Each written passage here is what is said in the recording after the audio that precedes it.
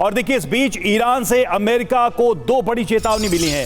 Chief of general staff और सांसद ने दी है धमकी, ट्रंप की गलती से 3 से 4 हजार यूएस सैनिक मारे जाएंगे। नतीजों की जिम्मेदारी वॉशिंगटन की, तेल अवीव की।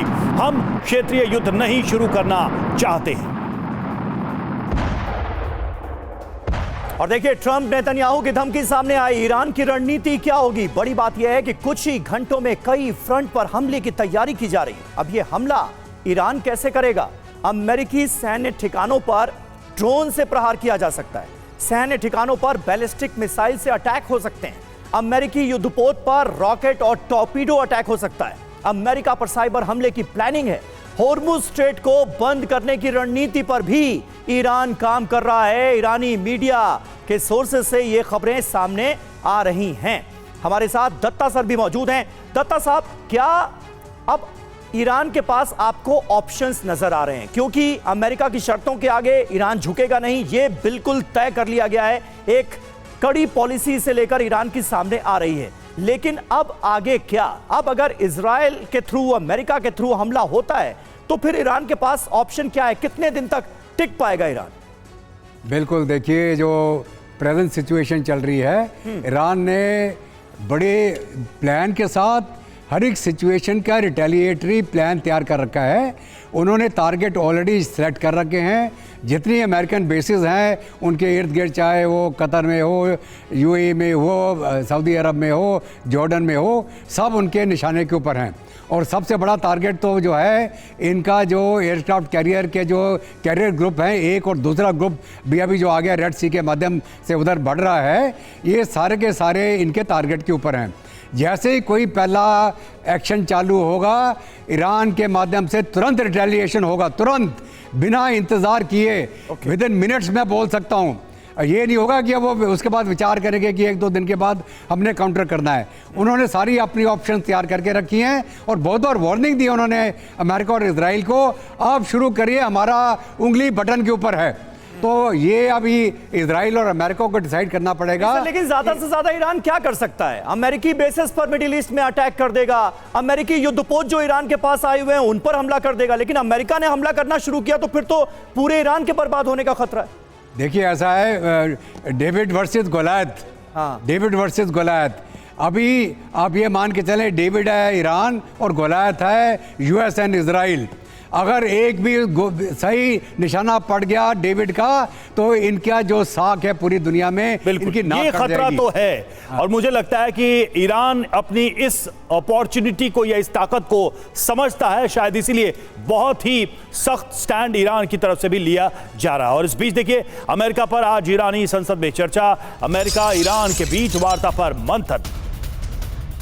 तो ईरान में भी लगातार चर्चा जारी है और संसद के अंदर चर्चा कि अमेरिका और ईरान के बीच जो ये स्थिति है इससे कैसे डील किया जाए।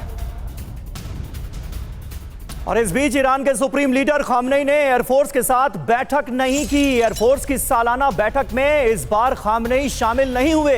37 साल बाद ईरान में ये परंपरा टूटी है। कोरोना के वक्त भी बैठक में खामनेई शामिल हुए थे, लेकिन इस बार वो सालाना बैठक का हिस्सा नहीं बने। और इधर अमेरिकी B-52 बॉम्बर का एक्शन शुरू। कतर में उदेद एयरबेस पर उतरा बॉम्बर, ईरान पर हमले की आशंका के बीच एक्शन। B-52 बॉम्बर से ईरान पर बमबारी की आशंका। और देखिए एक और बड़ी खबर है, ईरान के करीब ऐतिहासिक तैनाती की गई है। जनवरी से अब तक 112 विमान आए। मिडिल ईस्ट में विमानों का आना जारी है। ये सिलसिला रुकने का नाम नहीं ले रहा है। ये एक्शन, ये डिप्लॉयमेंट ये बताने के लिए काफी है कि इस बार अमेरिका कुछ बड़ा करने की तैयारी कर रहा है। जी हां, तो ईरान में तबाही की तैयारी। मध्य पूर्व में अचानक अमेरिकी हलचल बढ़ी है। अमेरिका ने ईरान के पास तैनाती बढ़ा दी है। 19 बेस और कमांड सेंटर की सुरक्षा कड़ी की। पैट्रियट और थर्ड डिफेंस सिस्टम तैनात किए। जॉर्डन में अमेरिकी F-15 विमान एक्शन मोड में है। साइप्रस में ब्रिटेन के F-35 लड़ाकू विमान तैनात हुए हैं। ये इजरायली मीडिया के हवाले से जानकारी सामने आई। त्रिपाठी सर, ये प्रिपरेशन, ये तैयारी, ये एक्शन बताने के लिए काफी है कि ज्यादा वक्त नहीं है अगर एक्शन अमेरिका को भी लेना है तो? अमेरिका के तकरीबन जो डॉक्यूमेंटेड हैं 128 बेसेज बाहर अमेरिका से बाहर हैं, मिलिट्री बेसेज। उसमें से कहा जाता है कि तकरीबन 21 बेसेज जो है मिलिट्री बेसेज मिडिल ईस्ट में हैं, छोटे बड़े सब मिला करके। कतर में तो कहा जाता है कि वहाँ उसका एक ऑपरेशनल कमांड भी है वहाँ से। तो अमेरिका अगर इस्तेमाल करेगा तो सिर्फ गल्फ में जो अभी उसने जमावड़ा किया वही नहीं है, इन मिलिट्री बेसेस को भी इस्तेमाल करेगा और वहाँ से भी अपने ऑपरेशंस करेगा। तो डेफिनेटली अमेरिका के पास ज़्यादा पावर है, ज़्यादा नुकसान कर सकता है ईरान का।